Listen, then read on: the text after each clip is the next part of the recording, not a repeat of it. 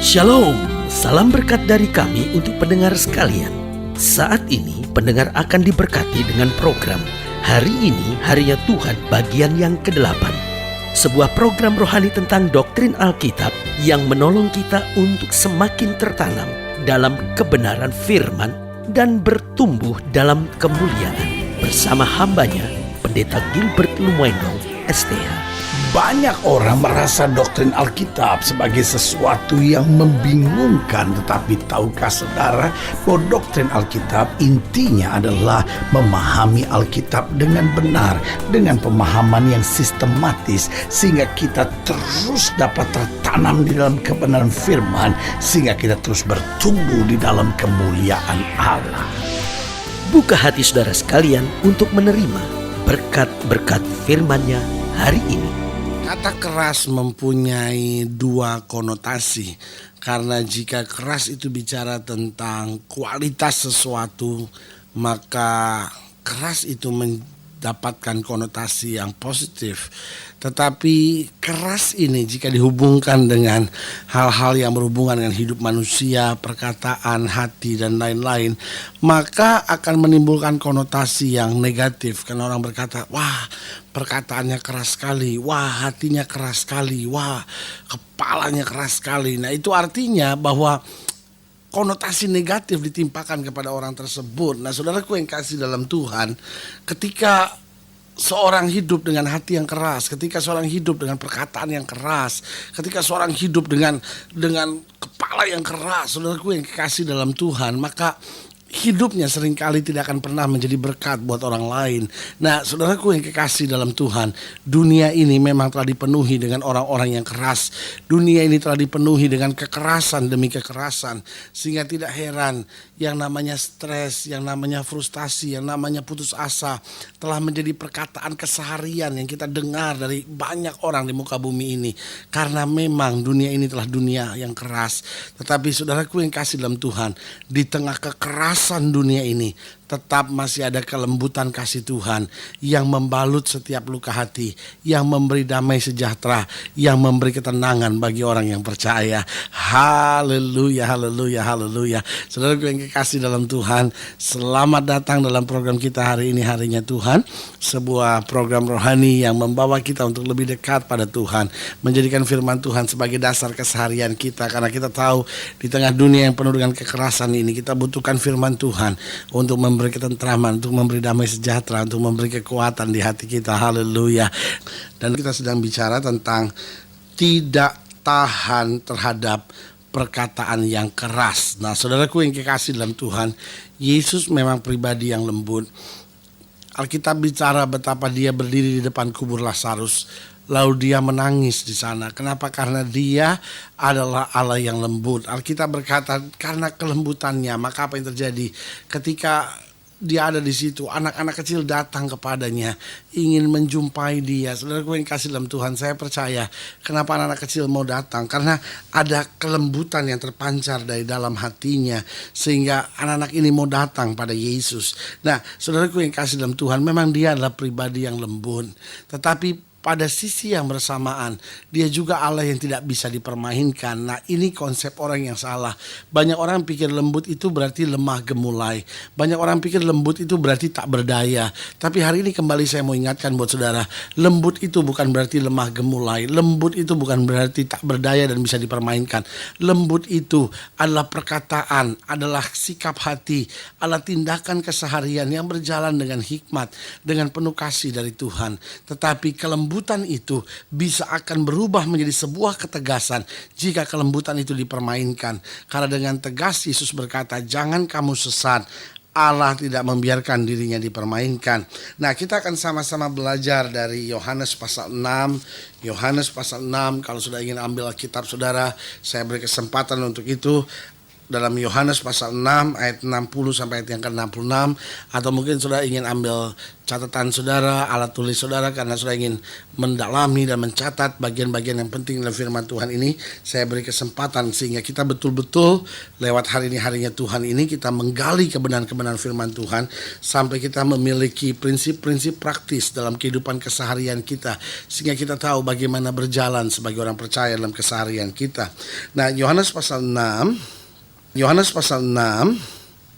ayat yang ke-60 berkata, sesudah mendengar semuanya itu, banyak dari murid-murid Yesus yang berkata, perkataan ini keras, siapakah yang sanggup mendengarkannya? Saudaraku yang kekasih dalam Tuhan, setelah Yesus mulai mengajar tentang roti hidup, setelah Yesus mulai mengkritik sikap-sikap mereka, setelah Yesus mulai memberitahu di mana letak kesalahan mereka, bahwa kamu hanya mencari aku hanya karena roti, bukan karena kebenaran, bukan karena kamu mau meninggalkan dosa, bukan karena kamu melihat kuasa yang Allah curahkan bagimu. Nah, ketika Yesus mulai mengkritik, ketika Yesus mulai menyatakan segala sesuatunya dengan gamblang, mereka langsung berkata apa? Perkataan ini keras, siapakah yang sanggup mendengarkannya? Pertanyaan saya, siapa yang ngomong begitu? Ayat yang ke-60 dikatakan sesudah mendengar semuanya itu, banyak dari murid-murid Yesus yang berkata perkataan ini keras. Mereka murid tapi belum siap dengan didikan yang keras. Saudaraku yang kasih dalam Tuhan, kalau seorang rela jadi murid, dia tidak hanya perlu kata-kata yang lembut. Ketika seorang jadi murid, dia harus pendidikan yang keras.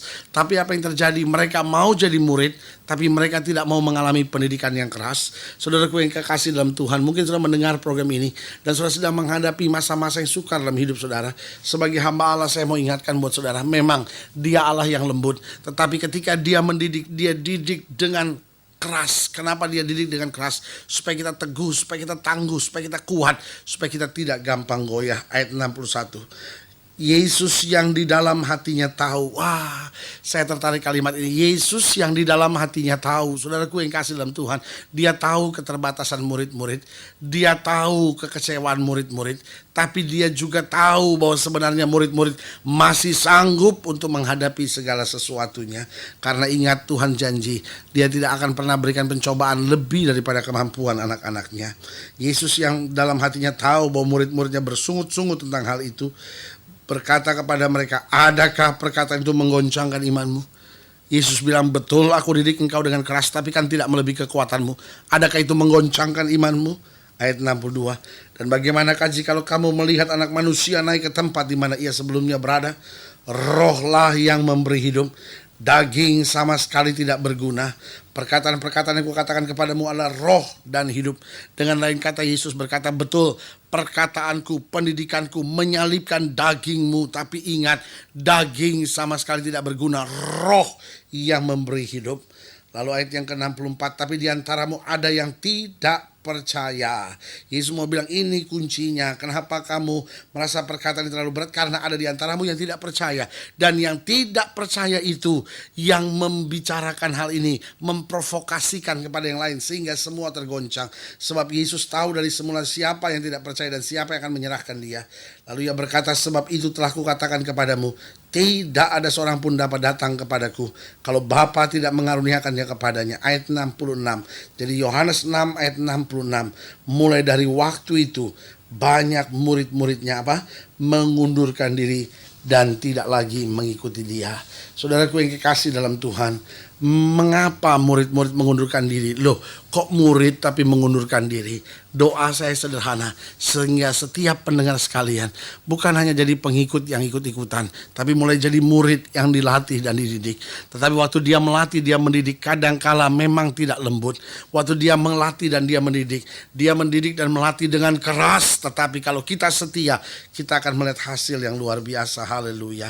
Nah, kenapa mereka mengundurkan diri? Saya pelajari di sini ada beberapa hal yang menarik untuk kita pelajari. Yang pertama, karena dasar mereka mengiring Yesus sangat rapuh. Mereka mengiring Yesus, dasarnya sangat rapuh. Mereka mengiring Yesus hanya karena roti. Mereka mengiring Yesus hanya karena berkat. Mereka mengiring Yesus hanya karena kagum lihat apa yang Yesus kerjakan. Hanya dari 5 ketur roti dan 2 ekor ikan bisa beri makan untuk 5.000 orang. Betul, saudaraku yang kasih dalam Tuhan. Orang kadang-kala mulai datang kepada Yesus dengan alasan-alasan yang berbeda. Mungkin kagum, mungkin melihat mujizat, mungkin ngalamin kesembuhan. Tetapi saudaraku yang kasih dalam Tuhan, itu baru dalam tanda petik yang saya sebut cinta pertama. Kita melihat Yesus, wah dia buat mujizat. Kita lihat Yesus, wah dia beri damai sejahtera. Kita lihat Yesus, wah kasihnya luar biasa. Lalu kita menyebut diri sebagai pengikut Kristus.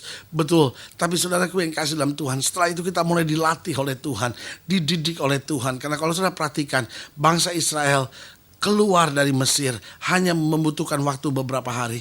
Tetapi untuk membuat Mesir keluar dari bangsa Israel, pola pikir Mesir, cara hidup Mesir, pikiran-pikiran Mesir, Allah membutuhkan waktu 40 tahun. Kadangkala betul kita sudah tinggalkan dunia, tapi dunia belum meninggalkan kita. Kadangkala betul kita sudah tinggalkan kepercayaan kita yang lama, tetapi kepercayaan kita yang lama masih menguasai hidup kita. Dosa-dosa kita, kesenangan-kesenangan daging kita masih menguasai kita. Dasar mereka mengiring Yesus sangat rapuh, sehingga ketika mereka diproses, mereka dididik, mereka begitu lemah. Saudaraku yang kasih dalam Tuhan, dasar pengiringan kita kepada Kristus harus jelas. Dasar kita mengiring Yesus itu anugerah.